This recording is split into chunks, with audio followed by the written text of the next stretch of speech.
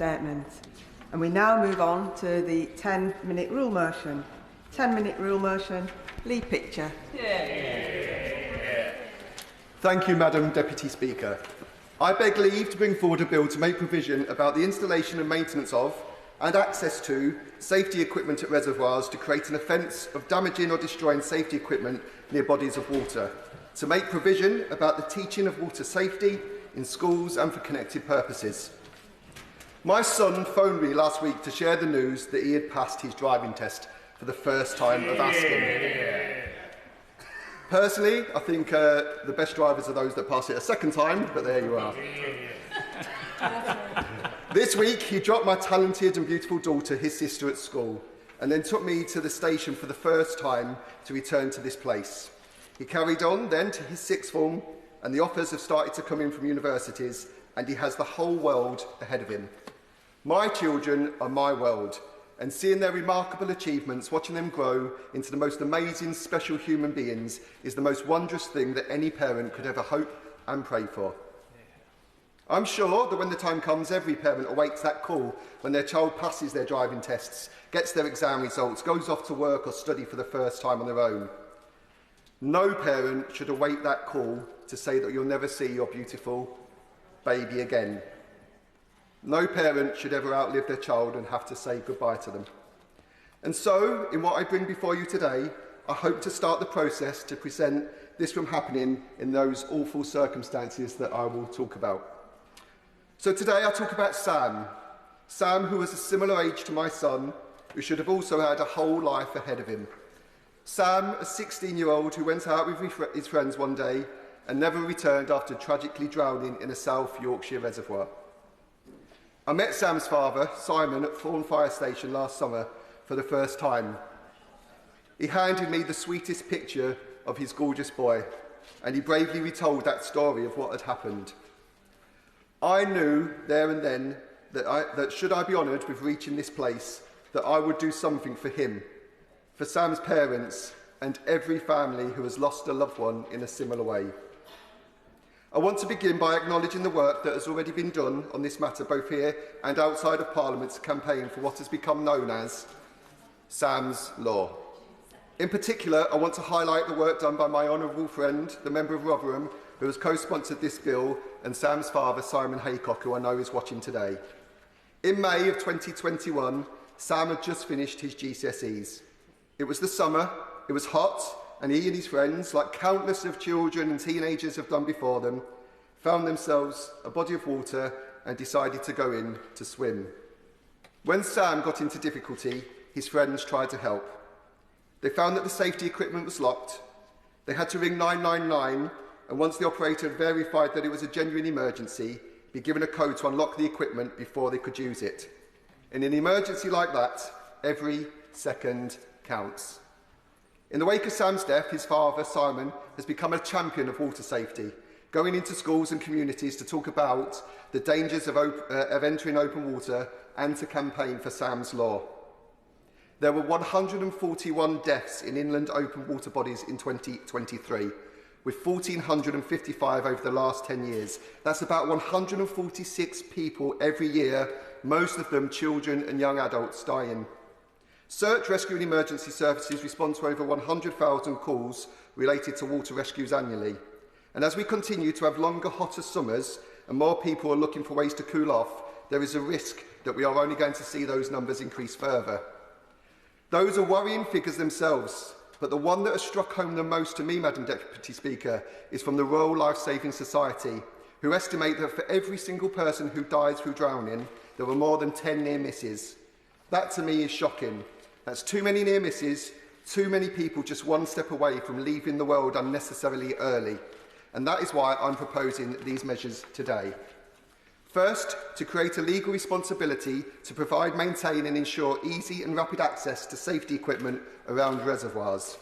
Too many reservoirs do not even have safety equipment.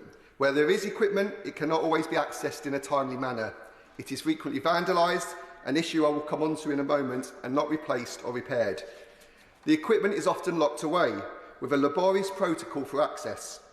Simon Haycock, Sam's father, has a simple, creative but game-changing plan for this, using state-of-the-art technology, and I hope to help him progress this concept into reality, saving precious seconds, saving precious lives. I absolutely understand why these protocols are in place, introduced to safeguard life-saving equipment, which is why we need to turn to the second point of this bill, to create a specific criminal offence for vandalism of safety equipment around bodies of water.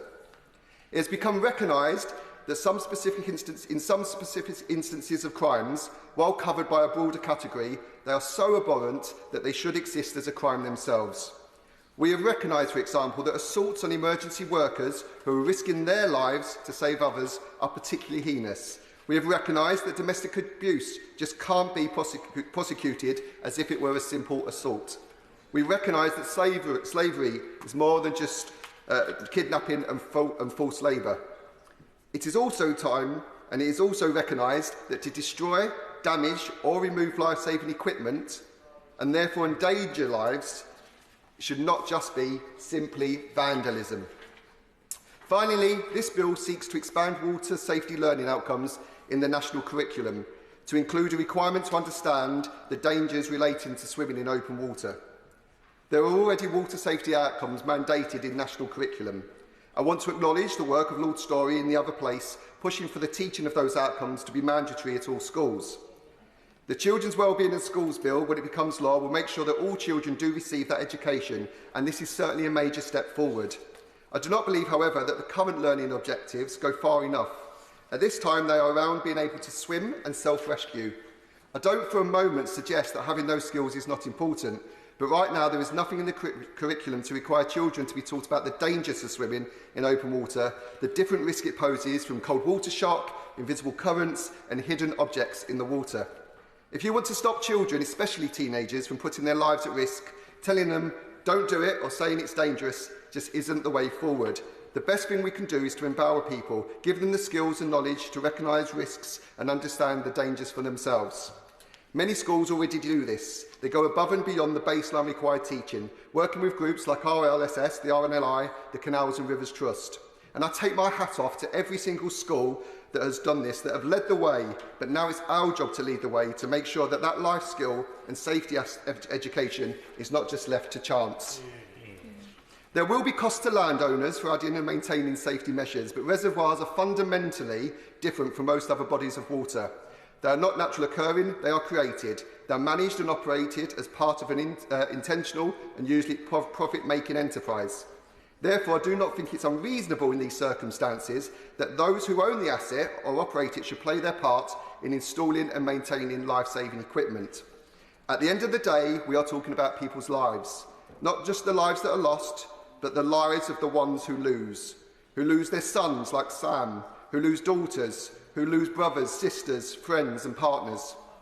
146 deaths a year, but how many lives devastated by those deaths? How many lives changed forever? And how many until we do something different?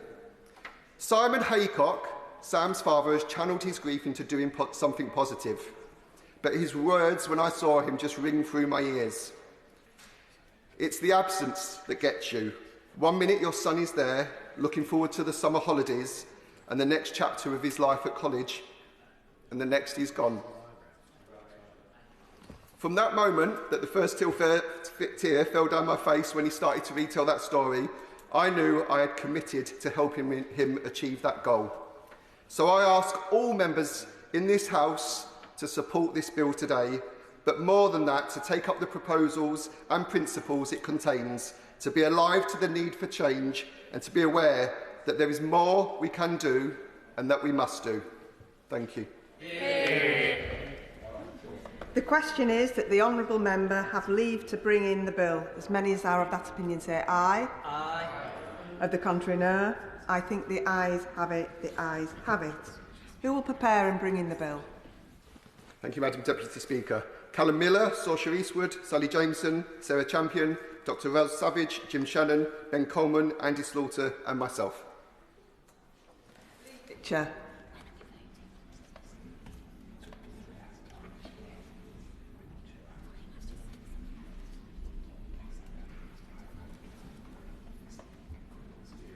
Yeah.